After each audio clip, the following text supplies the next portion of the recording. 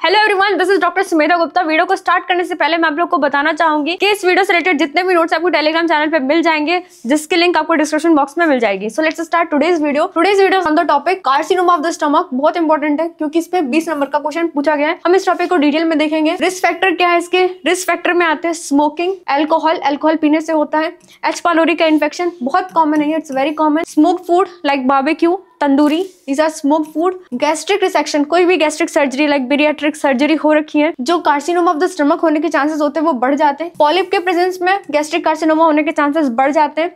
Gastritis is also a risk factor of carcinoma of the stomach. Type A blood group अगर किसी का है तो that person is more prone for carcinoma of the stomach. This is my blood group, so I am more susceptible toward carcinoma of the stomach. Gastric cancer are of two type, early gastric cancer and advanced gastric cancer. हमारे stomach के wall में 4 layers होते हैं, mucosa, सब mucosa, muscularis and serosa. सब mucosa and mucosa सिर्फ involve हो रहा है, that is early gastric cancer. और अगर मस्कुलरिस लेयर तक पहुंच जाता है तो उसको क्या कहते हैं? Advanced gastric cancer. So early gastric cancer है mucosa and submucosa, advanced gastric cancer are muscularis and उसके बिलो जो भी लीजन्स हो रहे हैं तो वो आ जाता है हमारे एडवांस्ड गैस्ट्रिक कैंसर में। सो अर्ली गैस्ट्रिक कैंसर पे एक लॉन्ग वीडियो बन रखी है जिसकी लिंक तुम्हें आई बटन में मिल जाएगी, तो वहां से जाके अर्ली गैस्ट्रिक कैंसर को देख सकते हो। हम बात करते हैं एडवांस्ड गैस्ट्रिक कैंसर की। एडवांस्ड गैस्ट्रिक कैंसर 4 तरीके के होते हैं, टाइप 1, 2, 3 एंड 4, जिसमें 4 जो होता है वो बहुत इंपॉर्टेंट होता है। इसको कहते हैं लाइनाइटिस प्लास्टिका, और ये सबसे ज्यादा एग्रेसिव होती है। इसमें जो वॉल होती है स्टमक की वो बहुत ज्यादा रिजिड हो जाती है, थिक हो जाती है। अब हम बात करते हैं इसके क्लिनिकल फीचर की, तो क्लिनिकल फीचर को याद करने के लिए आप निमोनिक यूज कर सकते हो। Solid, S stand for silent in growth,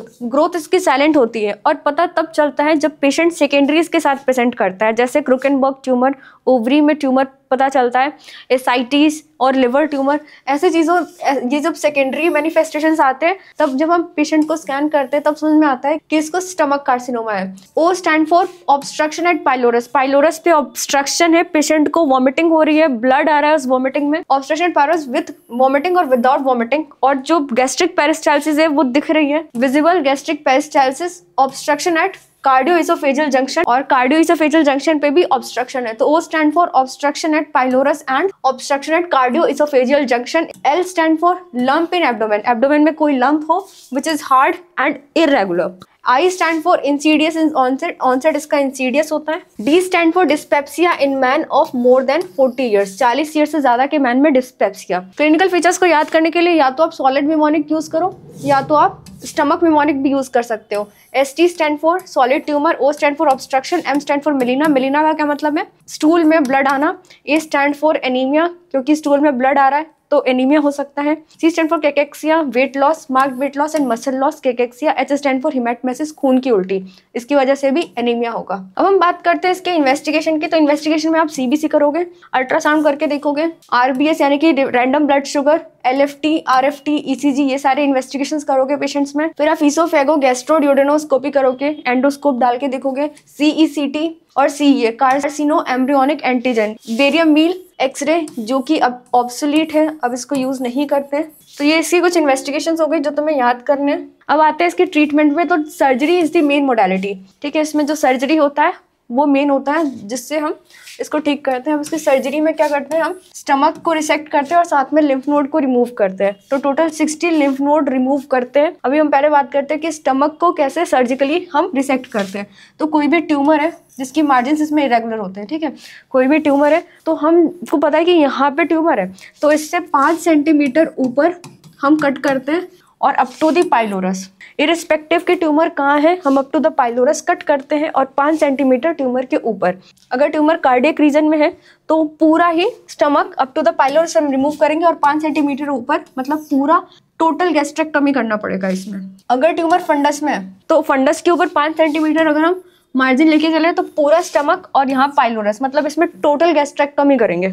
body में है तो 5 सेंटीमीटर ऊपर अप टू द पाइलोरस, तो ये हो गया सब टोटल। और अगर ट्यूमर जो है वो पाइलोरस रीजन में है तो ये हो गया हमारा डिस्टल गैस्ट्रेक्टमी, ठीक है। Treatment depend on the stage of the cancer, cancer के स्टेज पे डिपेंड करता है कि हमें ट्रीटमेंट क्या रखना है। In case of growth in pylorus, अगर पाइलोरस में है तो डिस्टल गैस्ट्रेक्टोमी, इसको सब टोटल गैस्ट्रेक्टोमी भी कह सकते हैं, with removal of greater omentum और लेसर ओमेंटम भी रिमूव करेंगे और साथ में लिम्फ नोड्स भी रिमूव करेंगे।